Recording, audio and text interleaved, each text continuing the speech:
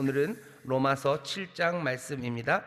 여러분 로마서 말씀을 펴주시고 그리고 효행복 교재를 펴주시기 바랍니다. 로마서 8장 25절까지 있습니다. 교독하며 읽으실 거고요. 함께 읽는데 제가 먼저 읽고 마지막 25절은 한 목소리로 읽을 겁니다. 여러분들 7장 읽어갈 텐데요. 조심하셔야 돼요. 잘못하면 혀가 꼬입니다. 왜냐하면 이게 읽기가 만만치 않습니다. 읽기가 만만치 않아요. 그러니 왜 안 읽혀질까 너무 걱정하지 마셔. 원래도 로마서 7장이 읽기가 어렵습니다. 그러니 천천히 마음에 새기시며 함께 말씀을 읽도록 하겠습니다. 제가 먼저 읽습니다. 형제들아, 내가 법 아는 자들에게 말하노니 너희는 율법이 사람의 살 동안만 그를 주관하는 줄 알지 못하느냐. 남편이 있는 여인이 그 남편 생전에는 법으로 그에게 매인 바 되나 만일 그 남편이 죽으면 남편의 법에서 벗어났느니라. 그러므로 만일 그 남편 생전에 다른 남자에게 가면 음부라. 이르되 남편이 죽으면 그 법에서 자유케 되나니 다른 남자에게 갈지라도 음부가 되지 아니하느니라. 그러므로 내 형제들아, 너희도 그리스도의 몸으로 말미암아 율법에 대하여 죽임을 당하였으니 이는 다르니 곧 죽은 자 가운데서 살아나신 이에게 가서 우리로 하나님을 위하여 열매를 맺히게 하려 함이니라. 우리가 육신에 있을 때에는 율법으로 말미암는 죄의 정욕이 우리 지체 중에 역사하여 우리로 사망을 위하여 열매를 맺게 하였더니 이제는 우리가 얽매였던 데 대하여 죽었으므로 율법에서 벗어났으나 이러므로 우리가 영의 새로운 것으로 섬길 것이요 의문에 죽은 것으로 아니할지니라. 그런즉 우리가 무슨 말하리요? 율법이 죄냐? 그럴 수 없느니라. 율법으로 말미암지 않고는 내가 죄를 알지 못하였으니 곧 율법이 탐내지 말라 하지 아니하였다면 내가 탐심을 알지 못하였으리라. 기회를 타서 계명으로 말미암아 내 속에서 각양 탐심을 이루었나니 이는 법이 없으면 죄가 죽은 것임이니라. 전에 법을 깨닫지 못할 때에는 내가 살았더니 계명이 이름에 죄는 살아나고 나는 죽었도다. 생명에 이르게 할 그 계명이 내게 대하여 도리어 사망에 이르게 하는 것이 되었도다. 죄가 기회를 타서 계명으로 말미암아 나를 속이고 그것으로 나를 죽였는지라. 이로 보건대 율법도 거룩하며 계명도 거룩하며 의로우며 선하도다. 그런즉 선한 것이 내게 사망이 되었느뇨? 그럴 수 없느니라. 오직 죄가 죄로 드러나기 위하여 선한 그것으로 말미암아 나를 죽게 만들었으니 이는 계명으로 말미암아 죄로 심히 죄되게 하려 함이니라. 우리가 율법은 신령한 줄 알거니와 나는 육신에 속하여 죄 아래 팔렸도다. 나의 행하는 것을 내가 알지 못하노니 곧 원하는 이것은 행하지 아니하고 도리어 미워하는 그것을 함이라. 만일 내가 원치 아니하는 그것을 하면 내가 이제 이로 율법에 선한 것을 시인하노니 이제는 이것을 행하는 자가 내가 아니요 내 속에 거하는 죄니라. 내 속 곧 내 육신에 선한 것이 거하지 아니하는 줄을 아노니 원함은 내게 있으나 선을 행하는 것은 없도다. 내가 원하는 바 선은 하지 아니하고 도리어 원치 아니하는 바 악은 행하는도다.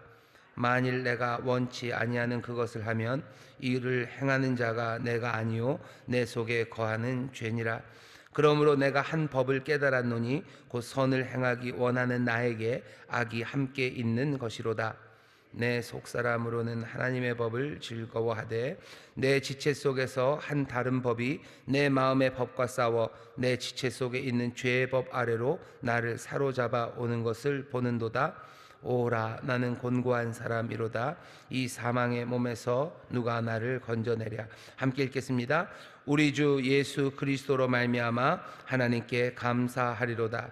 그런즉 내 자신이 마음으로는 하나님의 법을 육신으로는 죄의 법을 섬기노라. 아멘. 아멘. 여러분들 그래도 잘 읽으셨네요. 예, 잘 읽으셨습니다. 여러분들 효행복 교재 보시죠. 제목이 있습니다. 우리 제목만 먼저 크게 한 목소리로 읽겠습니다. 시작. 믿음의 선한 싸움에서 승리하려면. 다시 한번요. 시작. 믿음의 선한 싸움에서 승리하려면. 아멘. 감사합니다. 요절 말씀은 24절 25절입니다 두 절이 되어 있죠. 우리 두 절만 또 한 목소리로 봉독하겠습니다. 오호라 나는 곤고한 사람이로다. 이 사망의 몸에서 누가 나를 건져내랴. 우리 주 예수 그리스도로 말미암아 하나님께 감사하리로다.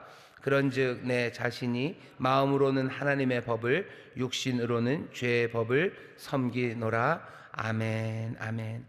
여러분들 교재, 효양복 교재를 우리 한번 쭉 읽겠습니다. 여러분 마음에 새기시면서 한 목소리로 읽겠습니다. 많은 성도들이 예수님을 믿고 난 후에도 변화되지 않는 자신의 삶으로 인해 고민한다. 이제는 죄를 짓고 싶지 않은데 여전히 죄를 짓는 자신의 모습에 낙심하며 괴로워한다. 이처럼 성도는 중생한 후에도 죄와 싸우고 있다. 본장에서 우리는 믿음의 선한 싸움에서 승리하기 위해 알아야 할 세 가지를 배울 수 있다. 첫째로, 싸움에서 이기려면 먼저 적을 알아야 한다. 성도는 율법에 얽매일 필요가 없고 자유로워졌다. 그렇다고 율법을 버리면 안 된다. 본래 율법은 거룩하고 선한 것이다. 갈수록 선과 악의 기준이 모호해지는 세상에서 율법은 선과 악의 판단 기준이 될 수 있다. 율법은 죄가 무엇이며 죄를 범하는 자마다 죽을 수밖에 없는 운명임을 깨우쳐 준다. 결국 율법을 통해 우리는 힘써 싸워야 할 대적이 죄임을 깨닫게 된다. 둘째로, 내 힘으로는 죄와의 싸움에서 승리할 수 없음을 알아야 한다. 성도는 아무리 선을 행하고 죄를 멀리 하려고 애써보지만 또다시 죄를 짓고 마는 육신의 연약함을 발견하게 된다. 이것은 우리 안에 선을 행하려는 의지와 악을 행하는 죄가 공존하기 때문이다. 자신의 힘으로 죄를 해결해 보겠다는 생각은 결국 체념과 자포자기의 결과만 낳을 뿐이다. 셋째로, 오로지 하나님의 은혜로만 승리할 수 있음을 알아야 한다. 성도가 하나님의 은혜로 의인이 되었듯이 성화 과정에서도 하나님의 은혜가 필요하다. 때로는 죄로 인해 넘어진다 해도 자기를 부인하고 예수님의 십자가를 붙잡으며 나아가자. 사망을 이기신 예수님이 우리와 함께 계시며 성령님이 우리를 도와주신다. 최후의 승리는 우리의 것이다. 예수께서 하나님의 아들이심을 믿는 자가 아니면 세상을 이기는 자가 누구뇨? 아멘. 오늘 로마서 7장을 읽었습니다. 믿음의 선한 싸움에서 승리하려면 이라는 제목으로 우리가 효화행복을 쭉 읽었는데요. 오늘 효화행복의 내용을 여러분들 잘 기억하시는 게 좋겠습니다. 효화행복 첫 번째 단락 끝에 보면 이렇게 돼 있죠. 본장에서 우리는 믿음의 선한 싸움에서 승리하기 위해 알아야 할 세 가지를 배울 수 있다라고 해서요. 세 가지를 얘기했어요. 이 세 가지를 기억하십시오. 첫 번째는 뭡니까? 싸움에서 이기려면 적을 알아야 되는데요. 적을 어떻게 합니까? 오늘 말씀이 알려줘요. 죄가 우리의 적입니다. 죄가 우리의 적이에요. 그리고 죄를 죄로 드러나게 하는 건 하나님의 율법입니다. 하나님의 말씀이 죄를 죄로 드러나게 합니다. 사람들은 요즘 죄를 부인하는 세상을 살아요. 죄는 없어요. 죄는 없답니다. 너가 죄인이라는 말도 싫어하는 이유가 죄는 없다고 생각하기 때문입니다. 사람들이 제일 가슴 아파하고 자기의 잘못에 대해서 가슴을 치는 건요. 뭐가 있냐면 요새는 별다른 걸로 사람들이 가슴을 치지 않아요. 사람들이 가슴을 치는 거는 그냥 어젯밤에 라면 먹고 잔 거, 그것 때문에만 가슴을 칩니다. 나머지 일에 대해서는 별로 가슴 치지 않아요. 나쁜 짓 하고 거짓말하고 남들에게 험한 말 한 거, 그것 때문에 가슴을 치고 후회하는 사람들 그렇게 많이 보지 못합니다. 하지만 어제 괜히 라면 먹고 잤다고 가슴 치고 후회하는 거, 어쩌면 그것만 남을 정도로 세상은 죄에 대해서 점점 무뎌집니다. 악한 원수가 사용하는 계획이에요. 자기들을 그냥 없는 사람처럼, 투명 인간처럼 만드는 거죠. 죄가 없는 것처럼 우리를 죽이고 멸망시키려는 악한 영들이 없는 것처럼 만들어내는 거예요. 그게 악한 영들이 사용하는 가장 어쩌면 흔하고요, 그리고 효과적인 방법입니다. 우리는 그러니 적이 없는 줄 알고 살아요. 아무 문제 없는 줄 알고 살아요. 하지만 그 죄라는 것이 결국은 죄의 싹은 사망인데 우리를 사망으로 이끌어가는 그 죄가 도처에서 우리를 삼키려 하고 있는 겁니다. 우리가 믿음의 선한 싸움에서 승리하려면 적이 누군지를 알아야 돼요. 죄라는 문제에 대해서 여러분들 조금 더 심각하게 들여다봐야 됩니다. 아, 예수 믿고 내가 믿음의 사람이 됐으니까 나는 이제 죄와 상관없다. 우리가 죄 없다면 그 사람들은 거짓말하는 사람이라고 분명히 얘기합니다. 죄 여전히 우리가 싸워 나가야 되는 문제예요. 죄를 이용해서 우리를 호시탐탐 노리는 악한 영들이 있고요. 우리의 육체의 이 지체 안에 여전히 죄의 찌꺼기들이 남아 있습니다. 주 안에서 분명히 새로운 피조물이 되었어요. 하지만 여전히 죄와 싸워 나가는 것이 우리가 하는 신앙생활입니다. 그러니 죄가 뭔지 분명히 아셔야 돼요. 세상은 죄가 없다고 말하고요. 그리고 죄를 정하는 건 자기들이 정한다고 합니다. 아니요. 사람들이 죄가 뭔지를 정하는 거 아닙니다. 하나님이 정하십니다. 사람들께서 요즘 하나님이 죄라고 하시는 것을 죄가 아닌 것으로 말하는 사람들이 참 많아요. 안타까운 일들입니다. 특별히 성과 관련해서 그 이야기들이 점점 많아지는 것은 그 성이라는 게 우리의 몸에 아주 가깝고요.